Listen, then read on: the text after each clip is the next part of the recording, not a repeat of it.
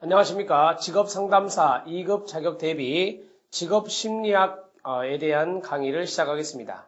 직업심리학은 오리엔테이션에서 말씀드린 대로 상당히 어려운 과목이 될 수도 있습니다. 따라서 직업심리학의 동영상 강의를 계속적으로 반복해서 들어주시면 여러분들이 직업심리학에 대한 문제를 풀어낼 때 많은 어려움은 없을 겁니다. 그렇다면 지금부터 직업심리학의 이해 제1장에 있는 내용을 해보도록 하겠습니다. 제1강 강의는 챕터 1, 1장에 해당되는 내용을 강의할 것입니다. 제1절은 직업심리학의 개념, 발달, 실제, 이론적인 쟁점에 대해서 하는데요. 자, 첫 번째, 직업심리학의 개념을 보겠습니다. 직업심리학은 인간의 중점을 두고 있고 직업과의 관계를 연구하는 학문이다 라고 되어 있는데 중요한 단어가 두 개죠. 인간과 직업이라는 겁니다.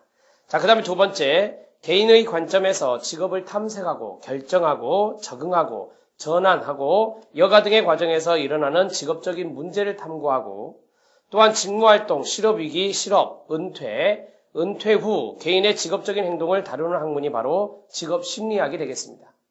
여러분들이 아시는 대로 직업을 탐색한 것에서부터 직업을 전환하는 이러한 과정에 심리적인 요소가 있겠죠. 또한 직무활동에서부터 은퇴 후 개인의 직업적인 행동에 심리적인 요소를 탐구하는 학문이 바로 직업심리학이다 라고 정리하시면 되겠습니다.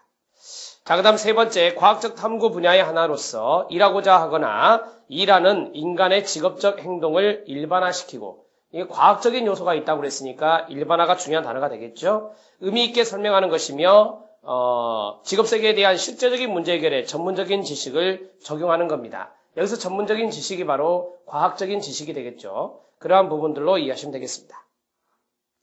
자, 직업심리학의 본질은 직업 선택을 어떻게 결정하냐, 그리고 직업생활의 질, 퀄리티를 추구하면서 여가를 관리하고 은퇴 후 진로 탐색에 대한 직업적 행동들을 규명하고 애원하는 것이 바로 직업심리학이다 라고 말할 수 있겠습니다. 그렇다면 밑에 실력 따지기를 보세요. 직업심리학의 의의와 연구 영역을 보겠습니다. 직업심리학에서 인간에게 중점을 둔다고 그랬고요. 직업과의 관계를 연구하는 학문이라고 말씀을 드렸죠. 이게 이제 기본적인 개념이라면 여기에 대한 연구 영역은 여러 가지가 있을 수 있습니다. 첫 번째, 진로를 생각하고 있는 어떠한 직업을 택할 것인가. 진로를 생각하고 있는 개인이 바로 연구 영역이 첫 번째. 그 다음 두 번째가 직업을 준비하거나 일의 세계에 진입하려는 개인이 있다. 그러니까 첫 번째는 생각하는 것이고 두 번째는 이제 진입하려고 하는 사람이죠. 그 다음에 세 번째는 직업을 전환하거나 직업 전환을 추구하는 개인이 있죠. 직업이라는 것은 뭐 적성에 안 맞으면 바꿀 수도 있는 거잖아요. 이런 걸 직업 전환이라 하는데 그러한 직업 전환을 추구하는 개인도 연구 영역에 들어갈 수 있겠습니다. 현재 자신이 지니고 있는 기능이나 지식을 한층 신장시키기 위해서 일의 세계로부터 자신을 잠시 단절시키려는 개인이 있을 수 있습니다.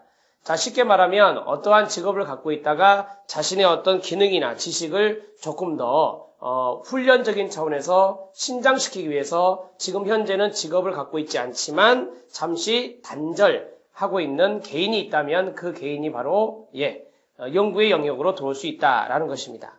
이것은 참고적으로 이해하시고 생각만 하시면 되겠죠.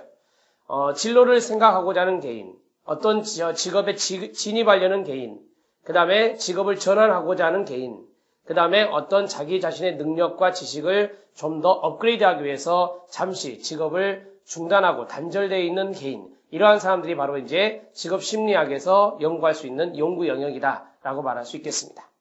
자, 두 번째 직업심리학의 발달을 보겠습니다. 역사적인 측면인데요. 발달적 역사에서 파슨즈라는 학자가 나옵니다. 이 파슨즈로부터 비롯되었다. 심리학의 기초는. 그래서 1909년에 3단계 과학적 접근법이 있다. 자, 여기 이제 파슨즈가 이야기한 것이 우리가 이제 윌리엄슨에서 이야기했던 매칭이라는 게 나오는데요. 자, 파슨즈는 밑에 각주를 참고하세요. 파슨즈라는 학자는 개인의 특성, 직업의 특성, 이 두 가지를 매칭, 이게 이제 3단계 접근법이다라고 하는 거죠. 제일 아래 보면 개인적 특성, 직업적 특성, 3단계가 매칭 이렇게 되어 있습니다.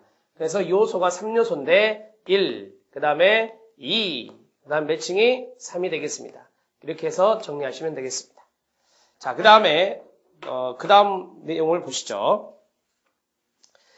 두 번째, 제1차 세계대전 때 비네, 오티스터만 등이 개인 지능에 동그라며 지능검사의 시조가 우리가 보통 비네 검사라고 하죠. 비네. 측정을 위해서 개발한 검사를 토대로 군인들을 분류했다. 이게 이제 집단 지능 검사라고 하죠. 군대 알파, 군대 베타 검사, 대표적인 검사라고 말할 수 있겠습니다.